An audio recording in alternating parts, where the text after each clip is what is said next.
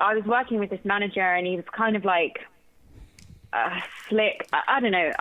There was almost like sorry, an alarm went off. Yeah, he was like a slick kind of LA like manager guy, and like I hadn't known him that long. We worked together for about a year though, and there was a couple of funny things that happened. Lots of things were like knocking my confidence and belief in myself. And then I went home back to London, and I basically found out that like my publishing deal had been like stolen from me by my manager, and he was like spending all of my money in big sums. And I wanna stop right now and say his name, Gary Morella, who is still currently a music industry manager.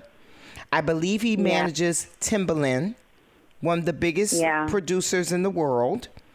And I believe he is a part of Versus, which is one of the, biggest, kind of music platforms that come out of the pandemic. And when I looked him up, I could not believe that he was still in the business. And not only was he in the business, he was really still very, very successful. How does it make you feel when you see Gary Morella kind of, his life is not only, his life has changed certainly, but for the better, even though he stole that money from you. Did you ever get any of that money back? I went to court, and and like, it makes me feel honestly just like, this is the music industry. This is very common.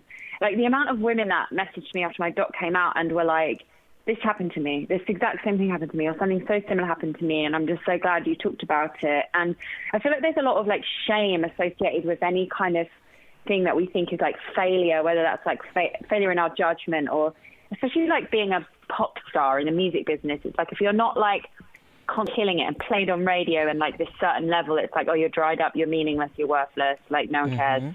And also like a lot of men in the music industry who are doing stuff like that, they talk about other women and they kind of like aren't nice about them. And they'll be like, oh, she's crazy. Oh, she's always like crying, or she's on drugs, or blah, blah, blah. And I would notice stuff like that and be like, interesting. Like, I think it's so common to talk about women that way. And like, I mean, it's funny we're talking about this today when like Britney Spears has just come out and talked about what's been happening to her. And I feel like it's just so common for men to like use women as these cash cows and use their talent and success to like even lure other people in, and they'll never be satisfied. Like they always want more money, and they can jump from woman to woman or jump from job to job. It's very common in the music industry for people to just change jobs.